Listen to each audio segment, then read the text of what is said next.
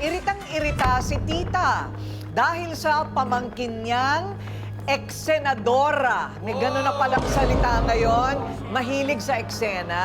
Ayon. Siya raw ay inaaway-away at ipinahihiya sa buong barangay. Ang resback naman ng palabang pamangkin, inaakit daw ni tita ang kanyang ka-live-in. Ang depensa naman ni tita, ang jowa ni pamangkin ang may pagnanasa sa kanya. Alamin na lang natin kung sino ang totoong nahuhumaling kanino sa malalagkit na titig nakakaakit. Pinatira ka na nga eh. Pinaghinalaan mo pa ako na nilalandi ko asawa mo. Kapalang mukha mo. Walang iya ka. Parang nananadya po siya ng aakit po. Kaya yung mga ibang lalaki po nakatingin po talaga sa kanya. Ikaw, Ate Risa, pag magwawalis ka, yuko-yuko lang, huwag kang tutuwad. Ang sagwa tignan eh. Hoy, Jeneline! Sobra ka magano sa tita mo! Bawalis ka yung tita mo, kala mo sino ka na, nakikitira ka lang. Ang siguro yung asawa mo, bastos! At heto na ang magtiyahing nagkasiraan dahil sa lalaki. Napaka-pogi ba ng lalaki niyan? Riza at Jeneline, harapan na!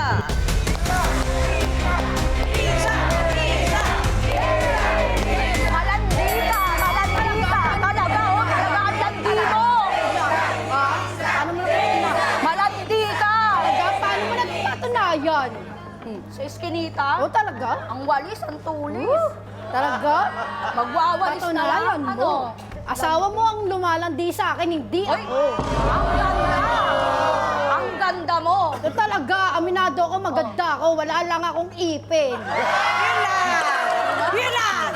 Mama, Anong problema? Ma'am, pinapaya niya po ako sa harap ng bahay po namin. Pinagsigawan niya po na daw ako, malandi daw po ako. Na nilalandi ko raw po asawa niya. Hindi naman po totoo yun. Nagwawalis po ako. Siyempre natural, pag nagwalis ka, kailangan mong tumuwad eh. Ang Kita yung hila na- kulukot? Natural, doon ako komportable sa short ko ibang-iba eh. ka. Ibang-iba kang magwalis. Natural, ang init-init. Saan ka makakita? Dapat Di ba? nag-swimsuit Kailangan ka na lang. nakapantalon ako. Di ba? Pakita mo nga Siyempre, magwawalis ka na. Ganyan ka, ganyan, ganyan. May Di kasama ba? kang pindot. Malala ka Kasama na. pindot. Ano, may Eh, sakit malamang ka? Baka hindi ba pwede ba May napuwing sakit ka ka lang? pa. Oh, Grabe di ba siyempre naman habang yung nagwawalis ka, unawalis mo, yung parang wala ka habang nang may unawalis hangin, eh. siyempre yung alikabok, tatalsik sa mata ko. Eh, siyempre natural, mapupuwing Baka mali ka magwalis, tumatalsik sa mata mo. asawa ko, doon ka Oh? magwawalis, na Talaga? malapit yung puwet mo. Kita ko Natural. lukot. Alam ko ba, siyempre, ano yun, kalsada yun, pwede naman magwalis, di ba? Oh. Risa, teka muna, gaano katotoo na pag lumabas ka ng CR, nakatapis ka lang? Misa po, ganun po. Pero lagi po ako may dala na rin po ako ng damit. Kasi siyempre, na ano na rin po ako, napaya na po ako Sisip-sipan ka talaga. na sinigawan niya po ako sa labas na malandi daw ako eh. Kaya simula na napaya ako, hindi ko na po nagagawa yun. Siyempre, yung babae po ako, nasasaktan din ako. So- Parang dapat naintindihan niya ako. Teka muna, sandali lang. So, kayo ay nakatira sa ilalim ng iisang bubong. Opo. Okay, tapos, tsahin mo siya?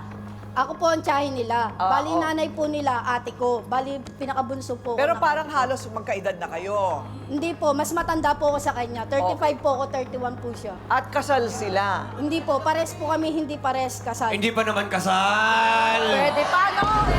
Alam mo yun eh. Teka muna, hindi kasal. Kaya Ibig mo pala. sabihin may partner ka din. Opo. Meron po. So, pare-pareho Hindi siya kayo.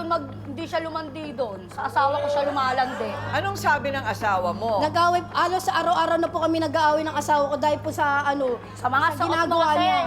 Dahil sa- Natural, magsusot ako, doon ako komportable sa mixing short eh. Okay, ano yung pinakamalubhang nangyari? Nagkasabunutan na ba kayo? Munti ka na po, buti inawat lang po kami ng mga kamag-anak po namin. Mhm. So, sigawan. Puro sigawan, murahan. Ay. Basta mga ano pong bagay. At may mga anak kayo doon. Opo, naririnig din po ng mga bata. OMG. Okay.